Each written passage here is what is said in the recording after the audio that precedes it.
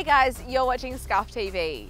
Today on Skuff, we're back with the lads from Stab and another part of the series of Fly Me to the Moon. The crew get to chat to Craig Anderson, Josh Kerr, Jordy Smith and plenty more to find out their take at where they think high performance surfing will be in 5 years from now. All brought to you by Carlton Dry, right here on Skuff.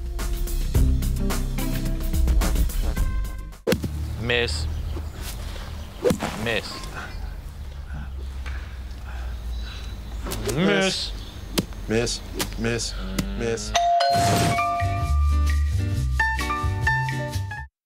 People are going to start going smaller and lower and slower and Fly me to the moon, let me play among the stars, and let me see what spring is like.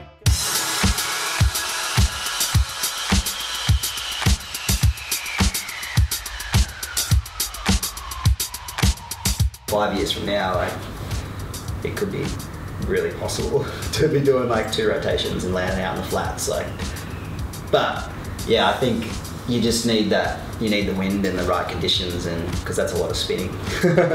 I feel like in years to come, airs will still keep getting higher and higher. And guys will like just keep trying on gnarly sections. The best is still yet to come for sure.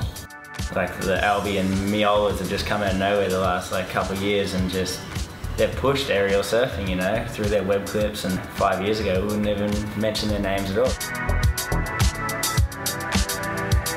Yeah, I think Dane definitely led the charge for the power airs, and now John's doing some crazy stuff. I just like to see when guys go through the lip and out, you know, instead of just like letting the lip take them.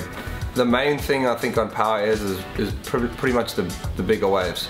You see guys doing airs on like 5 feet waves, and that's pretty gnarly because you know, not only is it a 5 foot wave, but you're going another 3 or 4 feet above the lip.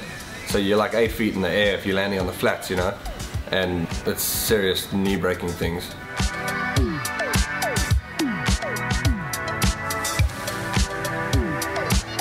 John and Gabby for sure. Those guys will lead the charge with the airs, 100%. They'll just like unknowingly, accidentally progress. They'll just go harder and harder at big airs, and it'll all of a sudden be like, you know, that wasn't a normal starfish air reverse, or you know, it would be like almost a flip. It's how kind of progression happens, I think. I also think a lot of combos and stuff, you know, is what the future is like, doing something big and then backing it up, and more lines, like, you know, almost like skating again, where a guy does several tricks one after the other.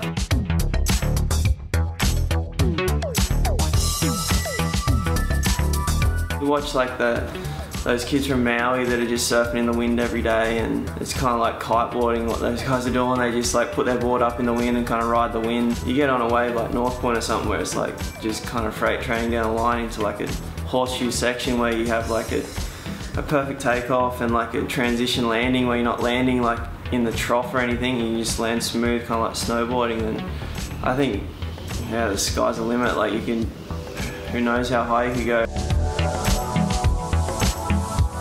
But I think the whole new thing is being able to do that stuff and be good enough to be able to do all your rest of your surfing and be on tour at the same time, and that's kind of like where surfing's going to. I keep saying this, but it hasn't really happened yet. Someone come out and being able to do like humongous airs, like straight off the bottom, huge air, straight off the bottom again into like a big gouge. That's the sickest.